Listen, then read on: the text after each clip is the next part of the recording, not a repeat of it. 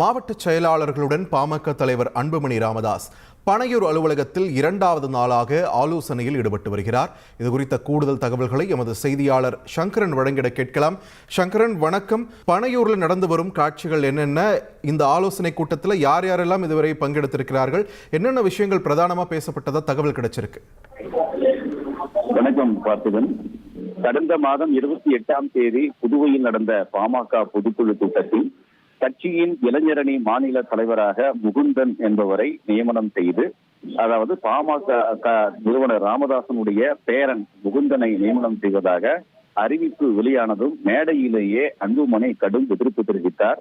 இந்த விவகாரத்தில் ராமதாசுக்கும் அன்புமணிக்கும் இடையே கடுமையான வாக்குவாதம் நடைபெற்ற நிலையில் சென்னை பனையூரில் புதிதாக ஒரு அலுவலகம் துவங்கி இருக்கிறேன் என்றும் அங்கே வந்து நிர்வாகிகள் தன்னை சந்திக்கலாம் என்றும் அன்புமணி தெரிவித்திருந்தார்.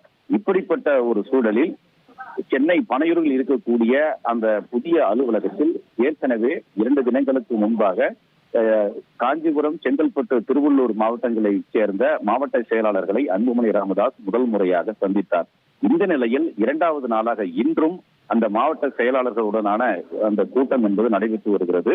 திருவண்ணாமலை, வேலூர், கிருஷ்ணகிரி மாவட்டங்களில் இருக்கக்கூடிய மாவட்ட செயலாளர்களுடன் தற்போது அன்புமணி ராமதாஸ் ஆலோசனையில் ஈடுபட்டிருக்கிறார். இந்த கூட்டமானது நாளையும் தொடர்ந்து நடைபெற இருக்கிறது.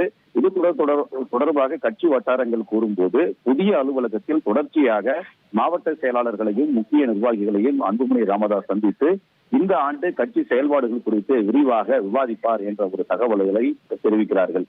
இன்று காலையில் செய்தியாளர்களுக்கு பேட்டியளித்த கட்சி நிறுவனர் ராமதாஸ், இளைஞரணி தலைவராக முகுந்தன் நியமனம் செய்யப்பட்டதுதான் அவருக்கு 2வது நாளாகவே அதற்கான உத்தரவு வழங்கப்பட்டு விட்டது, அதில் எந்தவித மாற்றமும் கிடையாது என்று திட்டவட்டமாக ராமதாஸ் அறிவித்துவிட்டார். இப்படிப்பட்ட ஒரு சூழலில்தான் கட்சியின் செயல்பாடுகளை முடித்து விட்டிருக்கிறார் அன்புமணி ராமதாஸ். புத்தாண்டில் கட்சியின் செயல்பாடுகளை வேகம் எடுக்கும் வகையில் அவரது செயல்பாடுகள் அமைந்திருக்கின்றன. தொடர்ச்சியாக இனிமேல் பனையூர் அலுவலகத்தில் அவர் கட்சி நிர்வாகிகளை சந்திப்பார். பல்வேறு முடிவுகள் அந்த அலுவலகத்தில் எடுக்கப்படும் என்று தகவல்கள் வெளியாகியிருக்கிறது. வழக்கமாக தைலாபுரம் தோட்டத்தில் மாவட்ட செயலாளர்கள் கூட்டம் நடைபெறுவது வழக்கம். தற்போது அதற்கு மாறாக பனையூர் புதிய அலுவலகத்தில் மாவட்ட செயலாளர்கள் கூட்டம் நடைபெறுவது குறிப்பிடத்தக்கது.